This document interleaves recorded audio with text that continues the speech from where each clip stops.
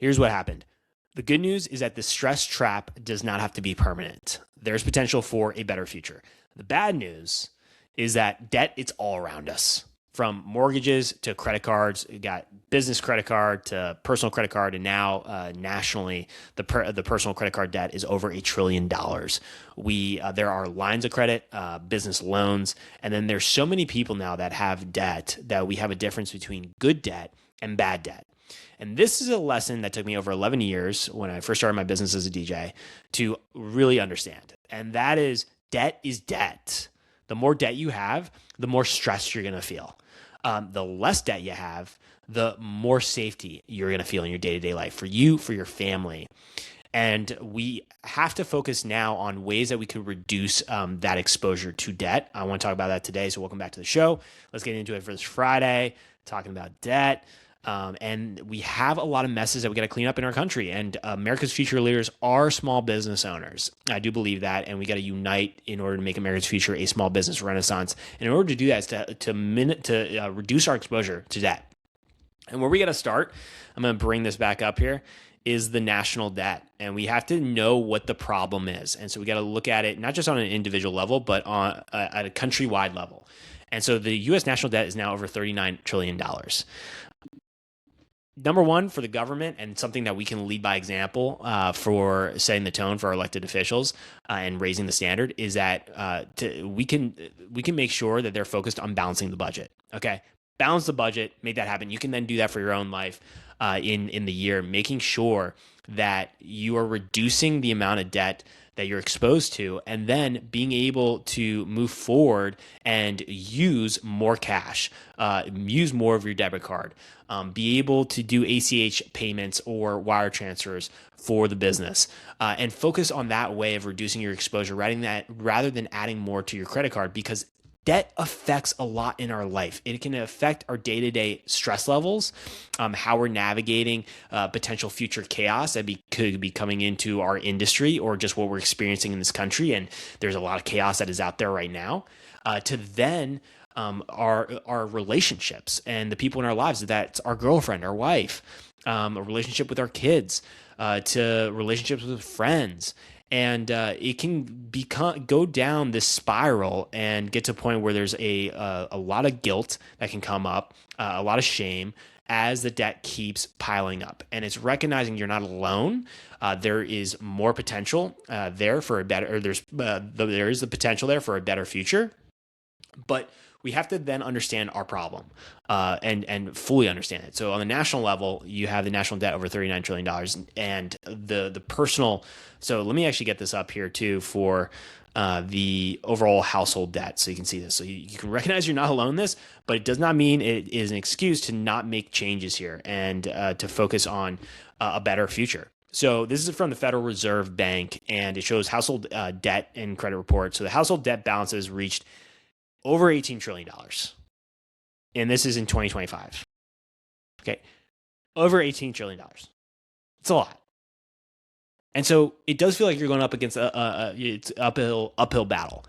As I said, debt is all around us in our country. And one of them we can look towards is mortgages is a big one. And then we have other forms like credit card debt. But it's big. It is a big problem. And for your situation, it's different from each situation. But there's one story that I heard from, it was from an episode on Dave Ramsey's show. And it was a caller whose name is Fred. And this was a few years back, so I don't know his situation now. But at the time, his business failed. His business failed. He even said, he's like, I didn't sell it. It was something like, I didn't sell it. I had to liquefy the business and or liquidate the business. He had, at the time, he was married and then 3 kids, and then they were focused on selling their house and in order to pay off the debts that they had. And he mentioned his credit card debt was over $90,000. And for me, I've made mistakes in the past with my business related to debt, and that I'll share with you in a little bit. and I've had to own up to that and take responsibility for it, and had to rely on other people to come and help me out and care for me during that time and help me with this debt. But hearing his story really hit for me of something I want other small business owners to not have to experience, to avoid, and to be able to prepare themselves for the future. And our future in this country, and we can experience that around, and we can see that, is that it's going to get more chaotic. It will. It's not a soft year to be a business owner, and it's not for the weak to be a small business owner. So we have to recognize that is going to be a reality, but there is a lot of opportunity that can come with that, and a lot of potential for reward. So we, as small business owners, have to continue to unite and be able to figure out ways to support one another across our over 1,000 industries, and then recognize that some of our industries are going to change with AI coming in. AI is out of the box. It's not going back in the box. So that's going to have an effect. I think there's way more hype that is out there than the reality when it comes to the infrastructure that's getting built for what the potential this technology can have in our day-to-day life. But with debt, going back to it, one of those ways, as I said, to be able to reduce it is using cash. This could be B2B cash. And then another one is using less of the credit card, adding more expenses on a debit card. ACH payments, making those through your bank, wire transfers, doing that method, adding your banking information to make payments to make payments can be helpful ways to reduce your exposure to debt. And then another way is owning more of what you use repeatedly in the business for equipment. There's been a big push I noticed when I was getting into business, and for a few years, to push to rent. I mean, there was a lot about it at the time, and you could even argue still, but I haven't noticed it as much. Maybe I'm just not looking for it, but more about renting, like how important it is to rent, or how much of a better how it benefits to rent rather than own. And that could be renting a home to renting your equipment. But I think about our country and how if you don't own anything, then what is there to defend for you? And how much do you care when you own something compared to when you rent something? And there's a big difference. I think about that as in like rental cars, an example, or even a house. Like, yes, I may appreciate the house I'm living in that I'm renting, but I know that there's a difference with ownership there based off of conversations I've had with other homeowners. And there's more time and effort you put into that, but there can also be more reward of that feeling of owning this home, and being able to share that with someone you really care about. And we've gotten, it seems like the pendulum is swinging back towards ownership, but then in the business, we can continue to highlight this of owning the equipment you use repeatedly. And instead of then leasing is an example, or even with leases for storefronts, finding ways to have the opportunity to buy the building if the landlord is going to sell the property in the future. We have to look at strategic ways to move forward to create more ownership, and then create more assets that we can pass on to our future generations, future kids, grandkids. I think about how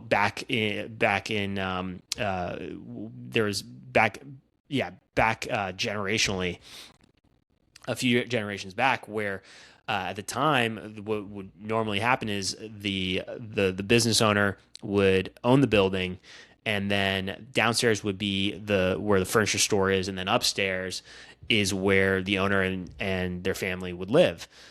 So that used to be the normal, and then it shifted out of that and I've talked about it before here on the show. You had the first shopping mall built, and then continue to move away towards owning the building and more towards leasing.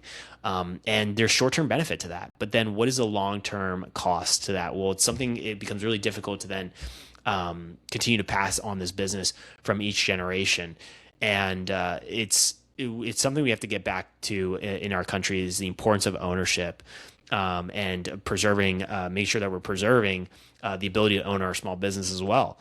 And the one way we can do that is to reduce our exposure to debt and continue to make sure that we're profitable as a business. But our country is full of vices, and we have to recognize that. For me, in my experience with, I remember I blew through $100,000 that was given to me by. Speaking of generations here, I blew through $100,000 that was given to me from both combined. It was $100,000 combined from one my grandpa on my mom's side, and then my grandparents on the other side gave me another amount. So the total was $100,000. And I remember investing that into my first event, first major event that I hosted, a social media conference.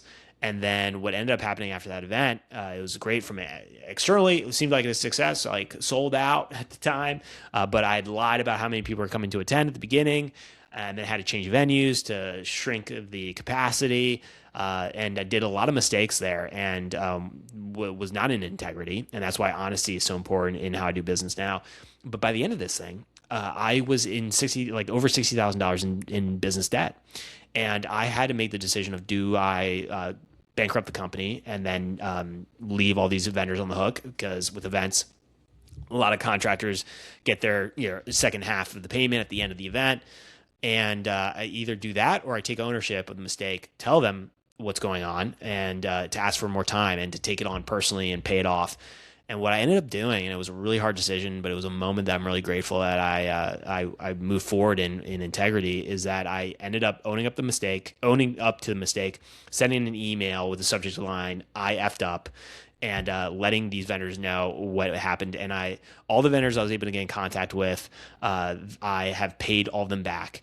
And there's one that's still out there that I'm trying to get in contact with. But I had to have help. For people that cared about me, they had to come in and help me to be able to pay off these debts. I couldn't do it on my own, and I needed support and get gifts to be able to make that happen. And it was a difficult time to be able to do that. I ended up moving back in with my parents, and this was like late 20s. Emotionally, as a wreck. There was a lot of shame, a lot of guilt there, but we all go through something. I mean, we're all dealing with something here. And so you're not alone in that. It's not something we have to stay stuck in, but it's recognizing that there is a potential for a better future. But we've been there for the mistakes. And so we have to make sure we're not repeating the same mistakes.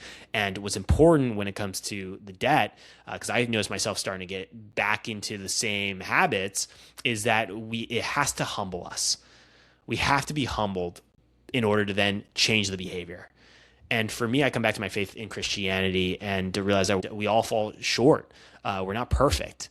And to give ourselves grace is really important, but then it's not an excuse to then be on the sidelines. We have to step up. We got to take on the discipline. We're going to have to live definitely below our means, and be able to make sure that there may be a few years of it just really being bad. And I've experienced that. I haven't bought a new shirt in a long time. Now it's just become a habit now. But I haven't bought a shirt in a long time. I mean, you got like socks, got the hole. Sometimes the socks you got to throw out. I've experienced that, and you do the best that you can. But you're not alone in this. And when it comes to setting yourself up for success moving forward with your business, the more you can prepare for the chaos that's coming into the future. One way to prepare is to be able to reduce your risk to debt. Then you're able to feel like you're playing on offense rather than just constantly on defense in your day-to-day operations. And then recognizing that the business is just one part of your life too, and you got to deal with all those other stresses that can come in. But going back to the lesson, more debt. I mean, debt is debt, and then more debt. You're going to be more stressed, and then less debt, you're going to feel more safety. And it's important to be reminded of that moving forward. But we got to deal with these messes in this country. We cannot keep kicking it down for the next generation. It is time to step up as small business owners, lead by example, because America's future leaders are small business owners, and small businesses are the heart of the economy. And we've got to continue to make sure that we're resilient and that we continue to have righteous leaders. Because we know, going back, I've said it before here on the show, the movement is about the people versus the Epstein class. And we need to continue to have more. We need to continue to push for more righteous leaders moving forward, and unite as small business owners across our industries to make it possible to make America's future a small business renaissance. So if you are a small business owner who wants to connect with other small business owners in person to shape the future of our country, and that you care about this country and genuinely care about the people that you are serving through products and services, then you can join us for A Future Fest. This is where you can register, afuturefest.com. That is happening on January 14th and 15th, 2027 in Charleston, South Carolina. The plan is to have over 300 small businesses across industries, across the country come together to be able to celebrate small businesses and then to shape the future and to focus on building a business that lasts for the years into the future, and think about the long term, especially with all the chaos that is that we're experiencing now and that we'll continue to experience in the years into the future. So excited for that event, and then I will see you guys next week.